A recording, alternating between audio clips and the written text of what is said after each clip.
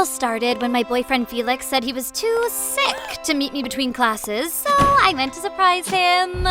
Felix and her? I could feel it happening. My face getting hot, my blood boiling. You good-for-nothing snake! Maybe you feel sick because you have this idiot's tongue down your effing throat! Really? Cassidy? Cassidy was the only girl in school richer than me.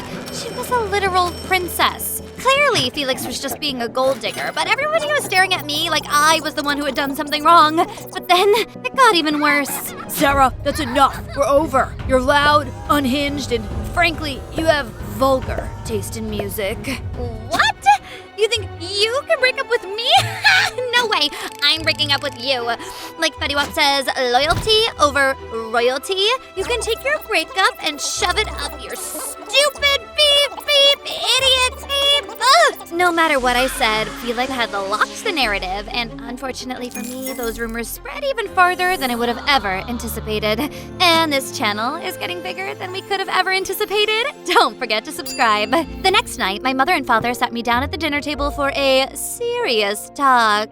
Sarah, we got a call from Felix's parents today. Hopefully it was to apologize for raising such a douchebag. That is exactly what we need to talk about. Your behavior is completely unbecoming of a young lady. Are you serious? Felix cheated on me!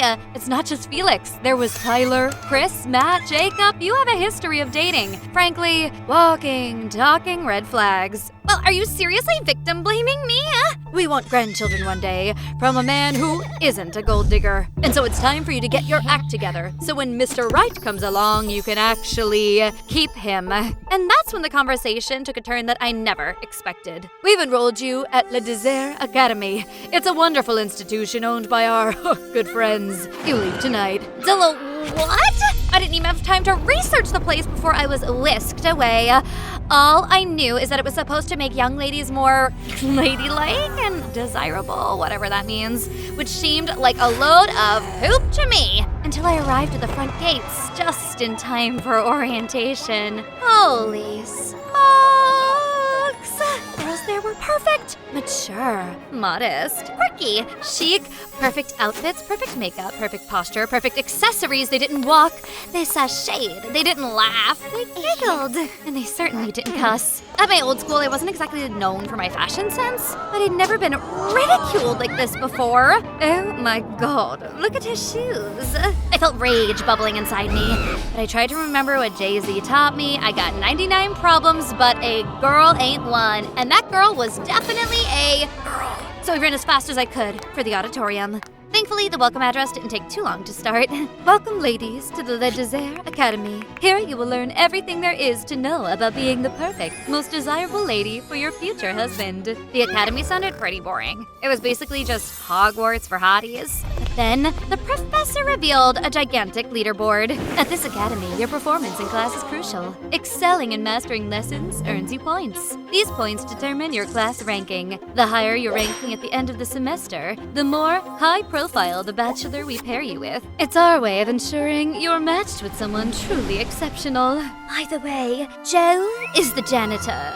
If there's something you should know about me, it's that I don't lose. The professor told us that was the biggest class Le Désert ever had, so the competition was gonna be fierce. Which meant I had to be fiercer. Just like Cardi B says, I'm a boss and they're all just workers. Only it turned out that being a Le Désert lady was harder than it looked. Their classes were wild. First was dignity class. We had to practice stuff that we all already mastered as babies, and since I was late, they were out of stilettos. Then wisdom, which sounded like actual school, but it was all for impressing rich guys. Then love spells. I thought it would teach me to hypnotize people, but it was just flirting. Then transfiguration. Who knew the Halloween store wasn't a reliable makeup supplier? Some classes were seriously outdated. Capable wife classes? A few of the other girls burnt their creme brulee. I burnt the pot. And finally, motherhood. What if I planned to use a surrogate like Beyonce? But no, they had us wear these horrible pregnancy simulators that recreated labor pains. I only got through it by singing my favorite song. Our lives were under constant surveillance. One time I was watching an epic rap battle and there was this sick burn. I laughed so hard I snorted, and the next thing I knew, I'd been swatted. You have violated our Le Désir Academy code by laughing above 55 decibels, and a snort makes it a Class A offense. You are sentenced to 3 days without speech. Not that I wanted to talk to any of these losers. Anyway, but the worst part by far was the food. Oh, crap. I was only allowed a few green beans for each meal. My knees were weak and my palms were sweaty. Suddenly, the walls started closing in and everything went black. When I came to, I was in a hospital bed with my mother and father standing over me. What happened? The nurse said you haven't been eating enough. Have you seen the food here? They only let me eat 3 green beans. I braced myself for my parents' reaction. Surely they would helicopter me straight out of this torturous hellhole. Oh, dear. I told you she couldn't do it. I guess she's not cut out to be a lady. Honey, I guess you were right. I suppose it is too hard for her. They did not. Too hard? No way. Mom, Dad, watch out because I'm about to show you what I'm really made of. This academy, I'm going to do the best here. Just wait. And when I nail this, it's not just about getting good grades. It's about proving I can do anything I set my mind to. From that moment forward, I was not joking around. I got up at the crack of dawn for extra training. I put on and took off so much makeup, my face was drier than the surface of the moon. 6 pots sacrificed their lives for my soup practice. I became unstoppable. I was perfect. Love your dress, darling. Why, thank you. Love yours too, dear. Aw, you were too kind. The higher my name climbed, the greater the pressure got. Any tiny mistake could ruin my newfound status. And finally, after 3 months of hard work, I became one of the top 3 ladies in the Désir Academy. I was gentle, feminine, educated, not at all awkward, no more outbursts, and I'd even improved my taste in music. But part of me wondered, was all the sacrifice really worth it just to prove a point to Mom and Dad? No, I had to be focused. I was so close to acing the finals. By far, the exam I was most nervous about was motherhood. We had to help take care of somebody's baby for 2 months. And as much as I'd improved in other areas, babies still seemed to hate me. Nobody would let me watch their kid for more than a couple of hours. I was going to fail. But then later, when we were doing a field trip to the grocery store to practice for our wifely responsibilities, I saw him. Well, more accurately, I heard her and I pitied him. Here, allow me. I guess seeing him struggle helped my motherly instincts kick in. Using my training, I calmed the infant in no time at all. Wow, you're a natural. I'm David. Sarah, pleasure. And who is this? This is Theodora. I'm a single dad and I suppose I'm a little outclassed. I was shocked by how normal he seemed. Sure, he was hot and charming, but he was just a guy doing his best. It was refreshing. Well, thank you. You're a lifesaver. I was going to miss my chance. Wait!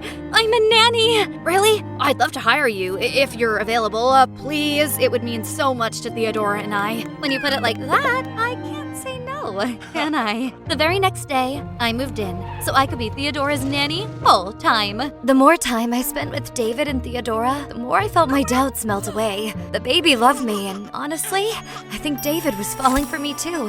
If they loved the new me, then it couldn't be that bad, right? Before I knew it, 2 months had passed. I am going to miss them. Back at the academy, it was time for the graduation exam. To successfully graduate as a lady of Le Désir Academy, we had to woo and win over a prospective high-profile boyfriend. Remember, keep your matches to yourself. Speaking about your matches will result in immediate expulsion. Since I had locked in 3rd place in the rankings, I was given Kevin, a wealthy heir to an oil business. To hook him, I'd have to put all my skills to the test. First, I had to make my move. Oh my! Oh, I can't seem to reach this water polo ball. If only a tall man could help me. Somebody ordered a tall man. Oh, thank you. Wow, you're really tall. What's your name? Kevin, what's your name? Beautiful. Sarah. Hook, line, and sinker. It didn't take long before we were dating. We went out to fancy restaurants often. I'll order for you in French. Oui, oui. Le lobster. Trust me, Katie, I know what you like. Katie? I got us tickets to this country music concert. I know how much you love country music. I hate country music! You're so thoughtful, Kevin. But nothing could have prepared me for what happened when he took me for a surprise dinner. Ta-da! Huh? Nice surprise, right? Dinner with your parents. But it wasn't my parents' house at all. Instead, some random girl opened the door. Kevin, oh my gosh, you didn't tell me you were coming over tonight. Wait, who is this? Uh-oh. He's taking me to some other girl's house. Probably someone else he was dating. That's when I felt it. My face getting hot. My blood boiling. I was going to explode, but instead, I walked away. Emily, wait.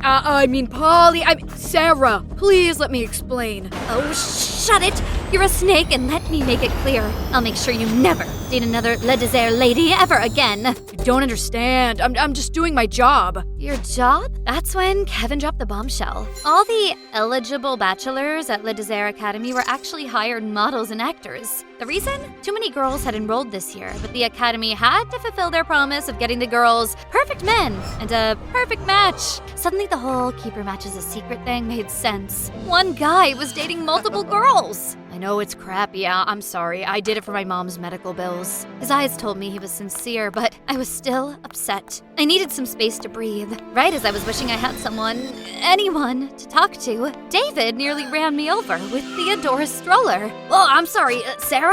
That's so good to see you. Wait, are you all right? Yes. No, I don't know what to do. Everything is all wrong. Let's get you inside. I ended up telling him everything. I'm going to destroy that place, tell the world it's all fake, making ladies out of young women while they can't deliver what they're promising. Screw that place. They don't deserve you. You're perfect the way you are now. Your true self. Was this my true self? I didn't know anymore. Sarah, stay here with me as my girlfriend. Be a mother to Theodora. That Kevin guy was definitely a liar, but you won the best prize of all. Me. So I push it. I considered his words long and hard. But then Theodora grabbed my finger and I melted. Maybe it was a sign that this was where I was meant to be. I'd love to be your girlfriend.